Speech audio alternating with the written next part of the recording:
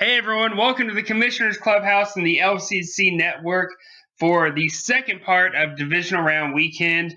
We've got another awesome, no, I'm just kidding, it's going to be a terrible show. This is going to be for you guys. the worst show of all the shows. The worst. This is going to be the very worst. No, it's gonna be good like always. Jameson, what's going on, man? Yeah, I'm excited to be here for the second episode of Week 14. We've got some over/under, and then we've got bowl game previews. That's it. So we've left this one pretty open. A lot of just discussion, not a lot of stuff we have to kind of push to get through. So it's funny that I say that, but we have three pages of notes here on our show doc. So even though it's like pretty open, we have a ton of stuff here. Anyway. Yeah, are you ready to just dive straight into it? I mean, I think that's just the easiest thing to do. Just feed in cold water. Here we go. So over under, at least 2.5 of the teams that have buys are going to move on to conference championship. So I say 2.5, obviously, so you can go over or under it. I know that 2.5 teams can't actually make it. So over under 2.5 teams, buy teams moving on to the championships. Oh, at least, I'm gonna go under. Okay, I'm definitely gonna go under, and we'll talk more about that later. But I'm going under as well. 650 total points for Mufali and Cody's game, which is a lot of freaking points. What do you think? 42. Sorry, I'm jumping ahead of you. 650 points between both teams. Yeah. I don't want to ruin what I've got in store for that game, but just a sneak peek, I will say I've got that game going close to that number, but not quite 650 points between both of them. Yeah, I've got it going under as well, even though I think we're all hoping it also. Like if this game turned out to be like 386 to like 390 or something, that would be a blast. I would love to just see a ton of points scored. I wouldn't be surprised. I mean, honestly, I wouldn't be surprised. Yeah, you never know with these two teams. I don't have it being that high scoring. I've got a pretty high scoring, but not that high scoring. Yeah, me neither. 42 points for Darius Leonard after a 17-point week last week. What do you think? Man, that's a tough one. I'm a big Darius Leonard fan, obviously, but I would have to say no. I don't think we're going to see a 42-point game for Darius. I could see it like 39 around that number, but I don't think we're going to see 42 points put up. So I'm going to say under. I'm actually going to take the over on this one. I think he puts up 42 or more. Yeah, I like him for that this week against the Texans. What about 600 points for Isaac and John's game? 600 total. 600 total. I've got, again, this is one that I've got semi close to that number, but not quite the 600. I think it's going to be a little under, maybe like 15 points or so, or 20 points below 600 between both teams. Yeah, I've got it going under slightly. We'll talk more about that here soon. 45 points for CMC this week. Dang, man. That's a lot of points. I mean, he's been doing it, so... But still, I hope he does. I love Christian McCaffrey, and I want him to just run through the Browns so we can get this win this weekend. But I'm going to say under. I'm going to say under 45. Yeah, I'm going to say under barely. Under barely. But, yeah, I think he has a great week. What about 40 points for Aaron Rodgers? He hasn't done this in like 6 weeks, if I can remember correctly. He hasn't done this in a while. No, I'm actually going to go over this. I'm going to say he does over 40. I feel like this is a game where Aaron Rodgers is going to have one of his best games of the year, luckily for Isaac. So I'll take Aaron Rodgers with that. Yeah. Hey, are you moving your mic? It sounds like it might be a little bit like you're kind of like fading out or something. Like you kind of sound off the distance or something. No. Okay. Yeah, it's weird. Hopefully everyone else heard that too, and I'm not just going crazy or something. But no, I agree. I'm going over 40. I think he probably does 44 or 45 this week against Atlanta, even though it's in the chilly Green Bay. There's not going to be any snow or anything like that, so it should be a pretty clear game. 600 total points for mine and Billy's game. 600? Yeah. I'm going to say this. that's another one that's going to be below. I don't think their game's going to be as high scoring as some of the others. So I'm going to say under 600 for sure. Yeah, I agree. I think when I wrote the show doc, when I wrote the content earlier this week, I was kind of hoping that my projections would come out to higher for that game, but it didn't bear out that way. It looks like it might be closer to 550 or something like that. So we'll see. What about 60 total points for Michael Thomas and Devontae Adams, assuming that Michael Thomas plays? Again, this was written days ago before we found out that he did not practice today. Yeah, I mean, if he plays, yeah, that's definitely going to happen. But and if he plays in full, 100%, then yeah, that's going to happen. But I can see over 60 if he's healthy. Yeah. Earlier this week, I would have said over. Now I'm not really sure. What about 295 points for Hunter? Again, he didn't score more than 295 all season. And then in last week, when he wasn't playing, he had 305. So 295 for Hunter. I'm going to say under. Yeah, me too. I don't think it's likely that he matches his season, his regular season total, or his regular season high. I mean, what about this? Might be a little insulting. 450 total points from Mike and Kyle's game. Hey, let me scroll down here and do some quick. Just do some math. I'll save you some time. It is. Sorry, what was that? What was the number you said? 450. So 225. Oh no, I'm over. Yeah, me too. My projections actually came out a lot higher than I thought they were going to. I'm going over. You put this one in here. This one is not as much fantasy, but Panthers winning by 7 this week against the Browns. Against the Browns, after just having the most god-awful run to our stumble towards the playoffs, the Panthers look dismal. They look awful.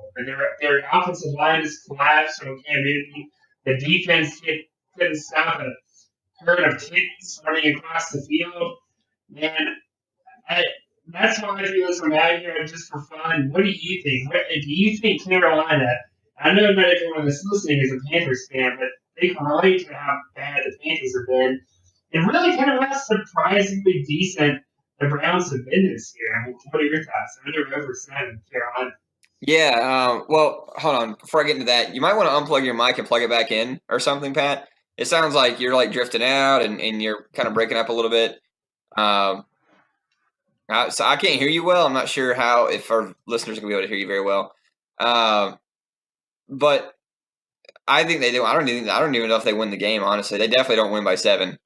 So I'm definitely going under on that one there. I did not feel good about them this week. No, I think Carolina could.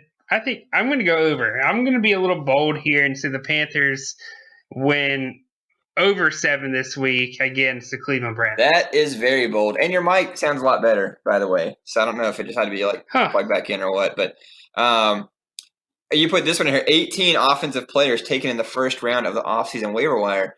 That is interesting. And I'm actually going to go over. I think it's going to be a lot. It's very offensive heavy last year, and I think it continues going that way. Like it did. So I'm going to go over. I mean, if you think about that, between both conferences, that only leaves 6 teams to spare between both.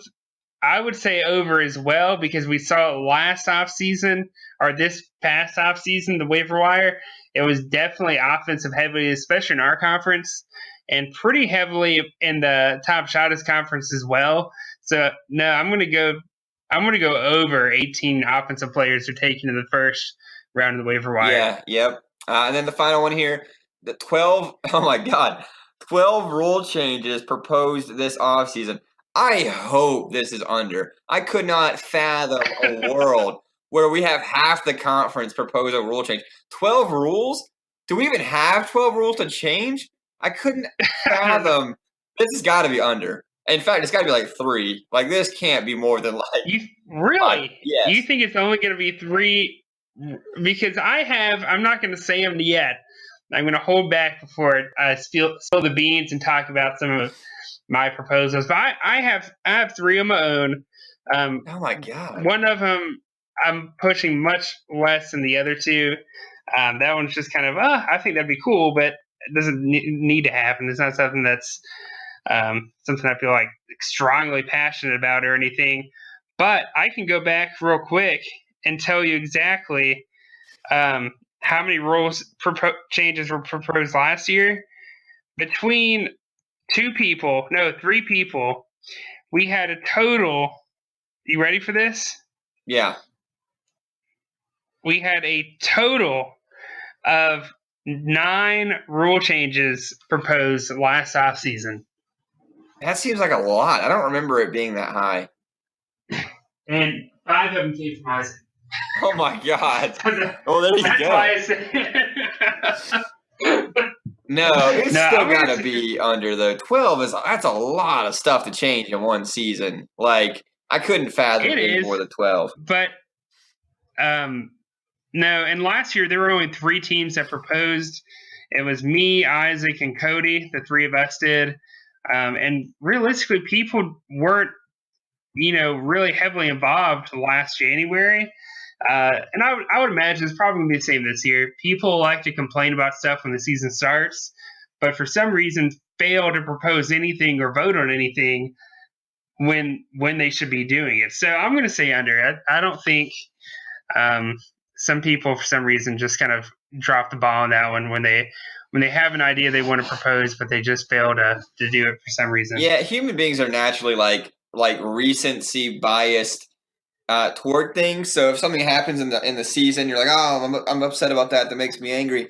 But then a few months go by and you just forget about it. Like, how many times I've heard the tiebreaker rule in the season? People bitch about it. And how many times it's every year, and it has never changed in the offseason. It hasn't even been proposed. So it happens. All right, cool. Yeah, that's fun. I like over under. We're gonna jump into the bowl game preview. Or not the bowl game, the playoff preview, and then we got the bowl game too. We've got a lot of time to talk about this. I really wish we had some mailbag questions to go through for these games or something, because we have a lot to go through here, and I'd love to hear people's opinions on things. But we're going to jump straight into it with Hunter and Daquan. Hunter, the 1 seed, Daquan, the 3. So since we got so much time, I want to go through the history, maybe a couple of the key players. But you got I see that you've written some stuff down here. Kind of walk us through that history between these two teams.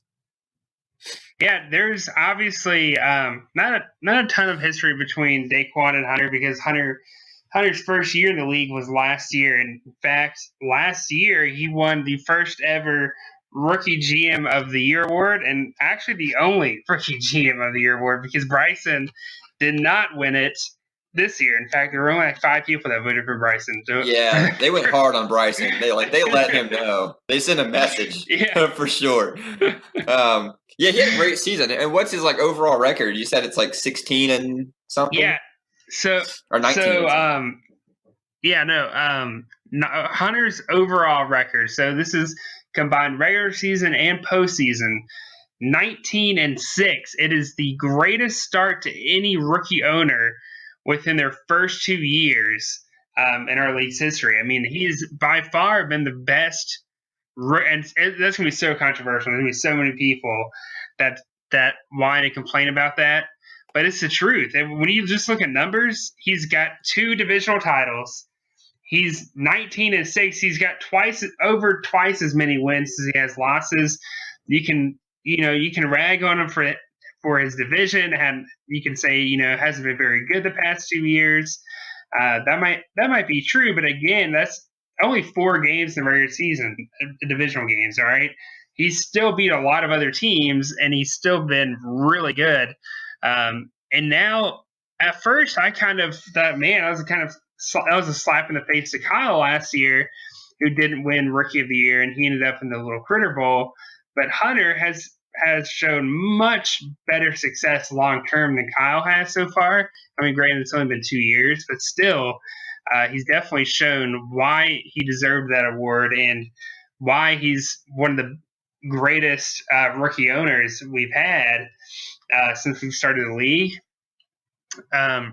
Again, back-to-back divisional champ. You can't say enough about that. That in itself is pretty amazing that he's been able to do that, especially just within just being in the league 2 years. And he came in at probably the most roughest times to come in as we were implementing our IDP to the league. That was a game changer. I mean, it essentially flipped the league upside down, and everything people knew changed. And for him, he just jumped in and like he'd been in IDP leagues like forever. So kudos to Hunter for that.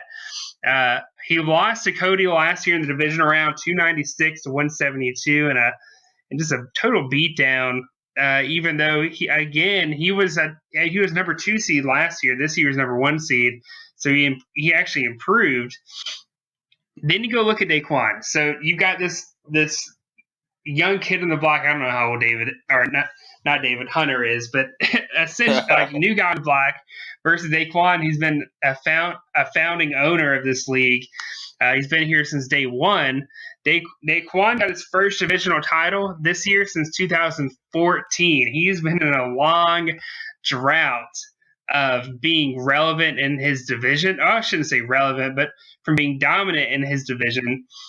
So I know that had to feel good for Daquan to finally get a divisional title under his belt. And then on top of that, Daquan's playoff record this is including last week's game, 3-4. He's almost 500 for postseason record. And from my perspective, that's good because my playoff record is horrendous. It's not good. But no, last time he made the playoffs was in 2016 as the 6th seed and lost in the divisional round, but not before he upset Vote for Hillary Clinton. I don't know if anyone remembers that team. That was kind of funny. And ended up winning 190 to 162 in the wild card. I know that sounds like a low-scoring game to some people that are relatively new to the league, but again, back then we didn't have defensive players, so teams weren't scoring as many points. Offensive players were scoring similar numbers, so you can imagine that's why the points for are so much lower there. But that pretty much sums up the history between these two teams, at least from a postseason standpoint, without just diving super deep into Daquan's team history. But no, it's going to be one heck of a game. I'm really excited to see how it turns out. I think it's going to be epic. Yeah, we both have it relatively close. The projections on the site have it 15 points. You have it 10, 280 to 270. I have it 7, 300 to 293. So I have Daquan winning. You have Hunt winning. Which I found really interesting that we went separate ways with that. And again, we both, correct me if I'm wrong, but we both just did by player. So we didn't actually pick a team and then just make a number. We actually went by player, and then whoever was higher was higher. Yeah, we went through every team's roster, their starting lineups as of now. And I ended up, I think when I checked, Daquan didn't have his lineup officially set. I think he was missing one player. So I just threw in like 20 points or something like that, just assuming his backup would score that many. But no, I think this is going to be a pretty good game to watch out for. I think it's going to be close. I have a 10-point spread. You have it a 7-point spread.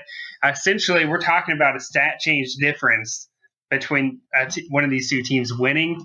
And I could see Daquan winning, even though I picked Hunter in this one. I would not be surprised at all if Daquan walked away with it. I mean, it's going to be extremely close. It's probably going to come down to some of their later games. Yeah, no, I could see Hunter winning as well, even though I picked Daquan. A couple of key components of their team. I think Daquan's is a linebacker core. It's what kept him alive last week. Kiko Alonso and Bobby Wagner. These guys have got to be good this week. I mean, that's what kept him. That's what helped him win last week. He has to have that because his offense isn't necessarily strong. I think Hunter's is the opposite. I think his strength is his wide receiver core. He's got Julio Jones and OBJ. I mean, OBJ can throw more touchdowns deep than Eli Manning can this season. So, I mean, he's getting points all kinds of ways. So I think both of these guys are going to have those kind of cores perform if they want to win.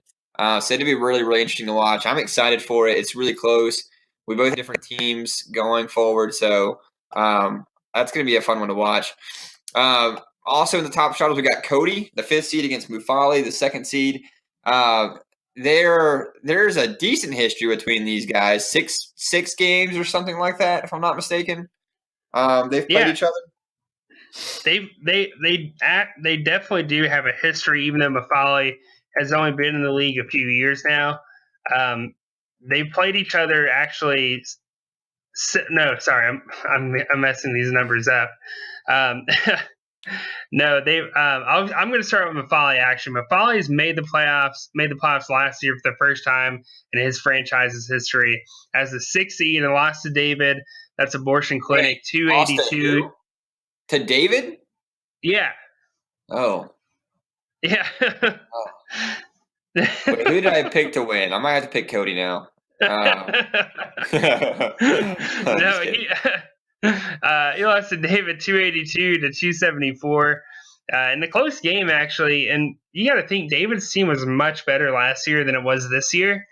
And Mafali's team was not nearly as good last year as it is this year. So they kind of flip-flop. But anyways, Mafali now has a division title under his belt and is seemingly progressing with each season. If you look at it, his first year in the league, which was 2014, which was when we expanded to a 16-team league from a 12-team league. Yeah, 12. Yeah, we went from 12 to 16, and it was definitely a change. There was less dominant players in the draft. The free agency was thin. It was because there were no IDP players, so teams could focus all their attention on offense. It was pretty hard, dude. That was actually a tough stretch to be in the league from 2014 to, I believe, before we expanded in 2016, if I'm remembering that right. So I think it was like 2014 to 2015. We were a 16-team league, and it was difficult to say the least. Yeah, I remember those years. It was tough. But no, yeah, that was his worst year. The past 2 years, he's made the playoffs. Mafali has been on fire this year. He's looked like really the only true competitor, in my opinion, in the Top Shot is to Cody. And I think if Cody's going to lose in the Top Shot of playoff bracket, it's going to be this week, if it's going to happen. But when you look at Cody's history, Cody's obviously this is his third playoff appearance and if you're listening to this podcast or new to the league, you probably assume Cody's been really good for a long time. But actually, Cody had one of the most atrocious franchise histories in our 9-year span as a league. It wasn't until last year that he was truly relevant. He had only made the playoffs once before then. I was actually looking at the history, putting all the content together today, and I went to Cody's page on the website, and I was like, what the hell? Like, where's all his titles and stuff? Because I mean, he's been so dominant the last couple of years. It feels like he's always been that way, but there was almost nothing, before that. So I was very shocked to see that only 3 playoff appearances and 1 division title in how many years? 7 years? Yeah, it took him 5 years to first of all just make the playoffs and have a record over 500. I'll go through it real quick. 2010, he was 4-8. 2011, 5-7. 2012, 6-6. 2013, 5-7. And then 2014, he had his best regular season record of 9-3. Then he fell to 4-8. Then 5-6. Then 8-4 last year, and then 8-4 again this year. So again, it's really just been recently that his team has taken off.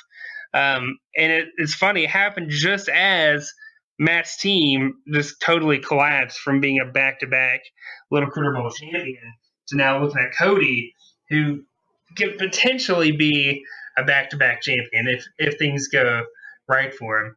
Yeah, Cody, what's interesting about Cody is he hasn't been in the playoffs a lot, but when he's gotten there, he's done great. He's got a 6-1 playoff record. That's 85% winning percentage in the playoffs.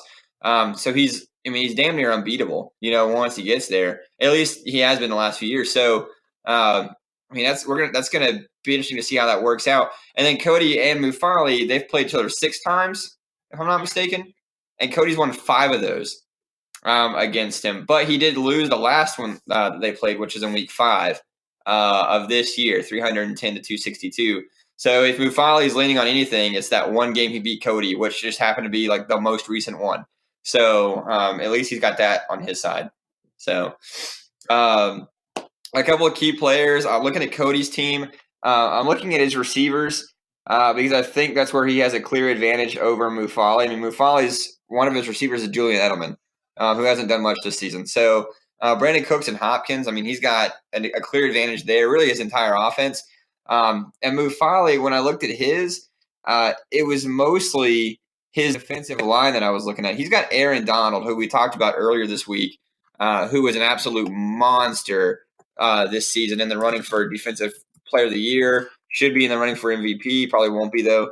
And then I think Cody's got DeForest Buckner. So if there's a place that Mufali has a clear advantage, I think it's defensive line.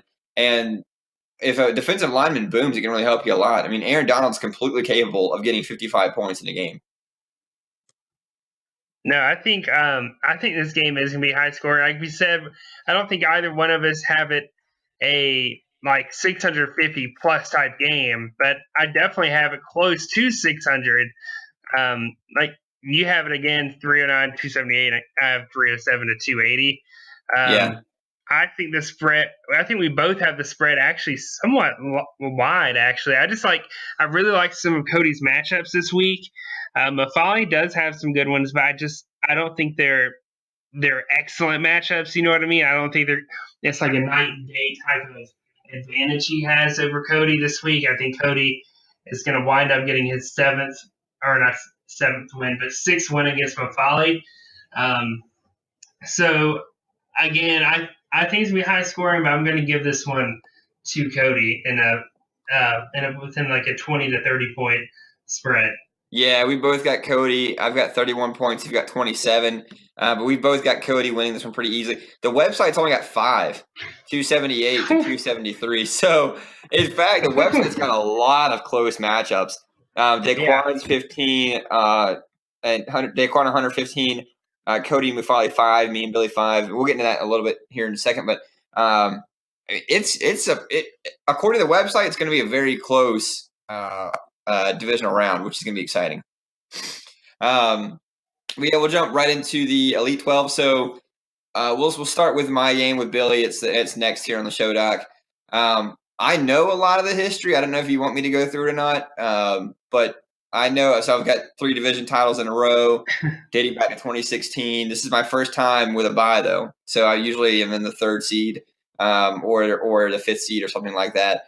My last playoff appearance, I lost to Mike in the wild card round, and I still can't live that down. I lost to Old Dirty.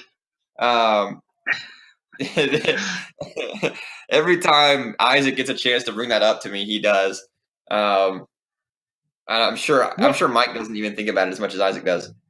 Well, Mike, I mean, people forget Mike had a solid team last year. He caught a lot of flack going in the playoffs. No one gave him a shot. He even almost beat Cameron in the divisional round, and Cameron ended up finishing second in our conference. So, again, I feel like Mike was kind of disrespected last year. I think his team was much better than people gave it credit for. Yeah, he robbed my house when I was sleeping last week in the playoffs. 15 points, too, is what really, bothered me, because you can always win a game if you start someone else if you lose by 15 points. Anyway, so moving on. So, Billy, this is Billy's second playoff appearance after winning his first division title this season. He's only been in the league 3 years now, even though it feels like it's been a lot longer than that. And he's been in the playoffs twice. Last year, he went in the wild card round as the 5th seed, if I'm not mistaken, or the 6th seed. The 6th seed. He played Isaac, and he lost to Isaac in the first round, 293 to 211. So he just got absolutely beat down in that game, and Isaac won't let him forget it. Billy and I don't have a lot of history. We've played a few times. The last time we played was week 9 this year. I won 216 to 209 in a very low-scoring game, and I do own the 2-1 head-to-head record against Billy, so we've played 3 times. I will say, before I tell you who we both predicted winning, I'm a little nervous. I'm a little nervous about this game. When I put the content together, Michael Thomas wasn't injured. Jordan Hicks looked like he was coming back. Now I'm not so sure. Billy actually picked up Lamar Jackson as a backup quarterback to Matt Stafford, who I'm actually more afraid of than Matt Stafford, so hopefully he won't start him. So I don't know. I was feeling really good about it. Now I'm a little bit more nervous. But key players in this game, I put my entire offense has to show up in this game. any game I've scored a lot of points and been explosive, it's my offense that's carried me. Andrew Luck, Leonard Fournette, or Sony Michel, and then Devontae Adams and Michael Thomas. So I really need my entire offense.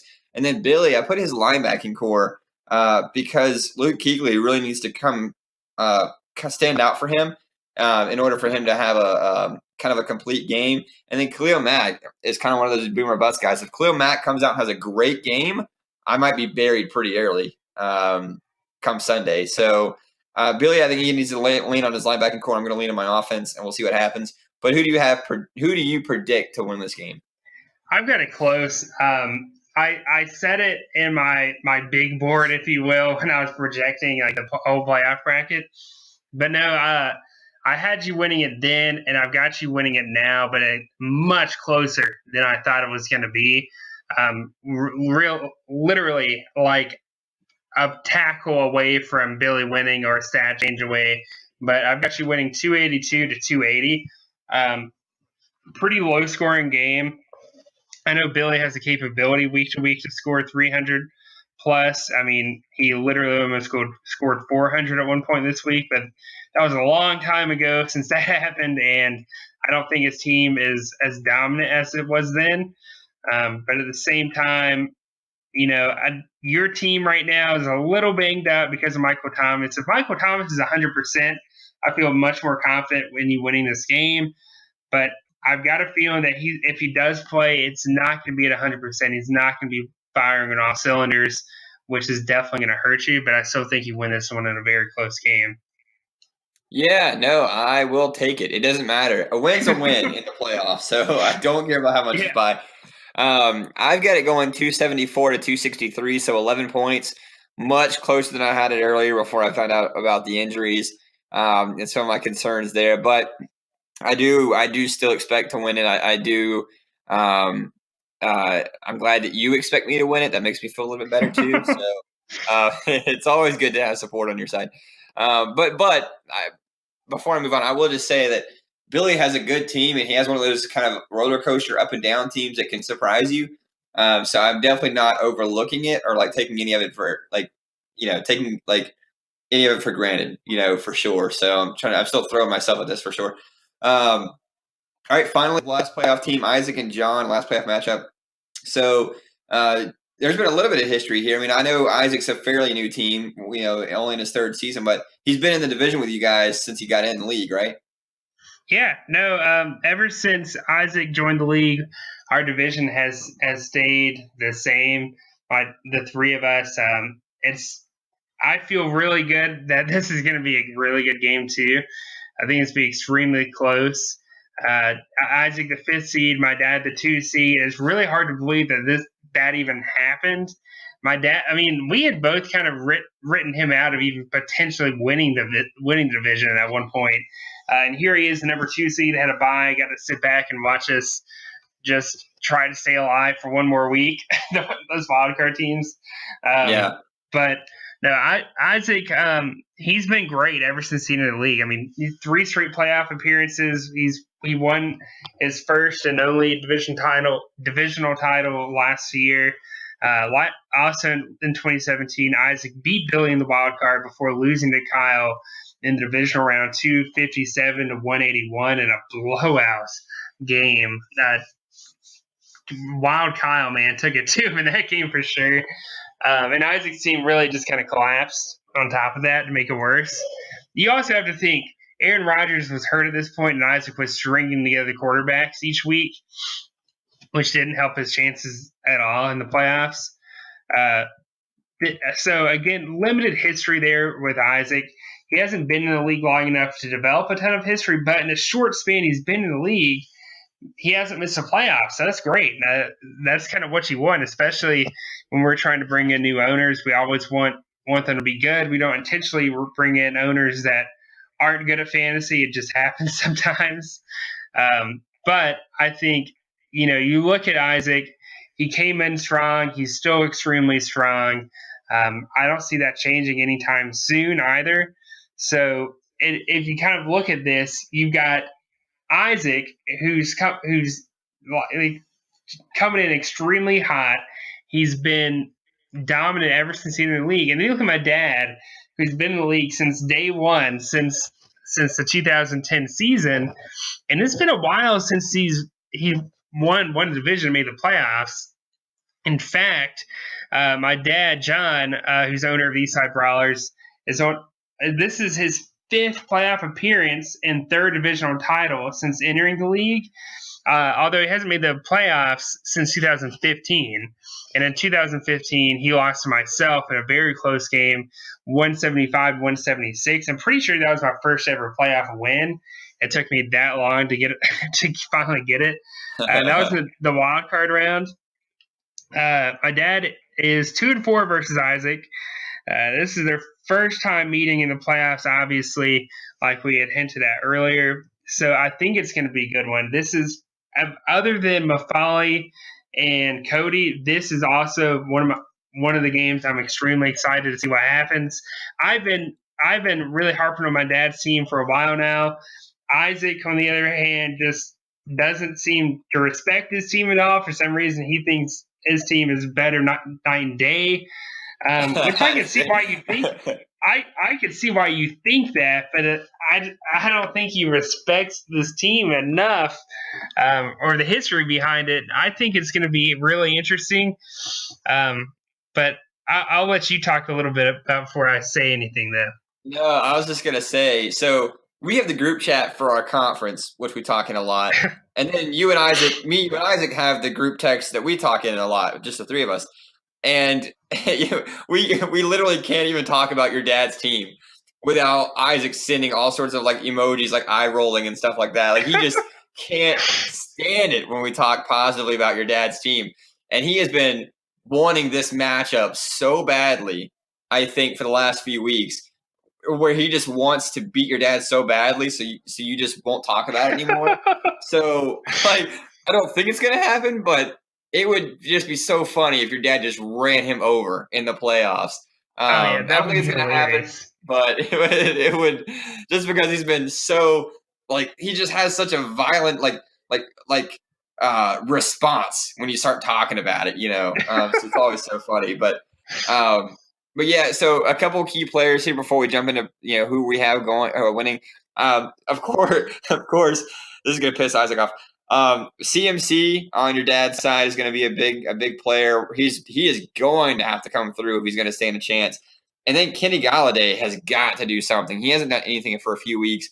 Isaac's receiving core is way too strong for your dad not to be able to keep up with Kenny Galladay. So he's going to have a lot. Then on Isaac's side, I put Phillip Lindsay because Kareem Hunt's gone. Phillip Lindsay's been a rock star the last few weeks. He's going to have to stay strong. And then Isaac's DB core, because Landon Collins went to IR, he's done for the season. Isaac did go and add a safety from Tampa Bay, who we were talking about today. I think he likes him, but his DB core is going to have to come on strong because that is an area that your dad is actually not bad in. In fact, his defense looks a little bit better with Deion Jones coming back. So with that being said, do you want to go ahead and say who you're picking first? Yeah. I'll dive into it on my big board again. I'm going to keep calling it that. I had my big board.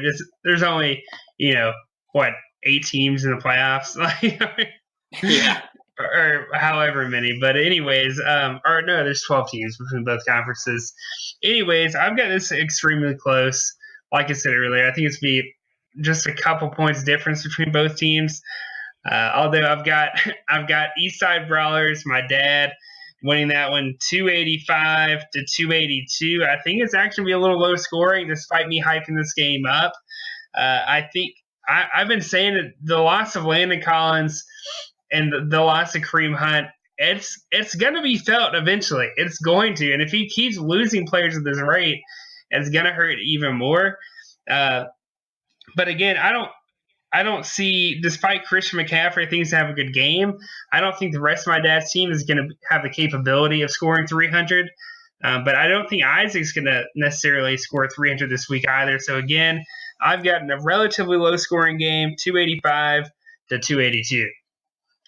And I've got it 296-269 in favor of Isaac. So that's a 27-point spread in Isaac's favor.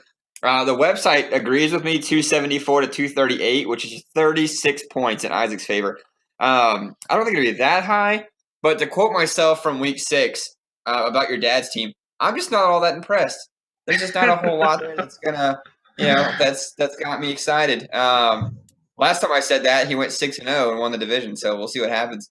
But yeah, I mean, Isaac's just been, he's just been too strong. I think he's going to pull it out again, and go to face me in the conference championship, hopefully. So, finally, we got the bowl game. We don't want to talk too much about the bowl game because they're not a playoff team, but we did want to kind of mention it. So we've got Kyle in the Pizza Hut Bowl facing off against Old Dirty Mike.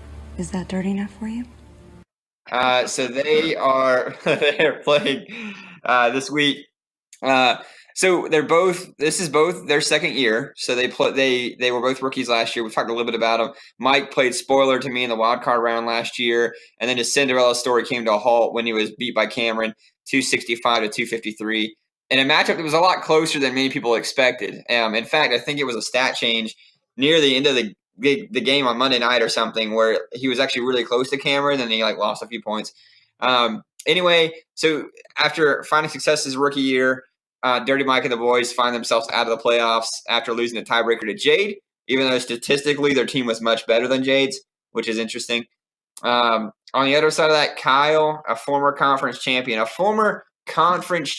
in his rookie season and a contender for rookie GM last year, finds himself in the pit of misery. My notes say dilly dilly. I don't even think I put that in there. He finds himself in the pit of misery after imploding early and facing a tougher division this year than he did last year. These two teams in the rookie seasons were actually division rivals because they were in the same division. So they do have a short history. Kyle holds the head-to-head record 2-1 over Mike. So they even though they both are only in their second season, they have played 3 times already. So I thought that was interesting, and now they get the matchup in the Pizza Hut game or Pizza Hut Bowl. So who do you have in this game, Patrick? In the game of games. No, I'm just kidding. the game of the century. Everyone stop filming. This one goes straight to the top. No, but who do you have winning this one? I feel like we both actually have this game a little bit higher than most people may think.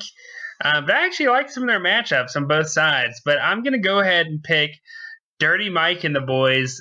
That's Cards fan. It's so funny. We very rarely do we actually say his team's name now. I've got him winning. I forgot his team name.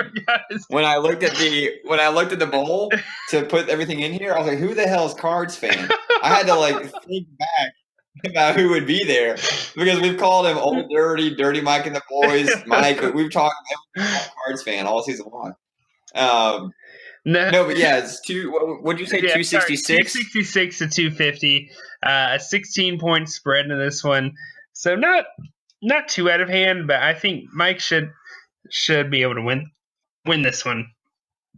Yeah, I've got it 275 to 251. You mentioned that this was higher than people think. This is higher than we thought it was going to be. I did not think I was going to have Mike scoring 275, but 14-point spread. We're both pretty similar on Kyle. We think Mike brings it home, so that deserves a little one of these. Is that dirty enough for you?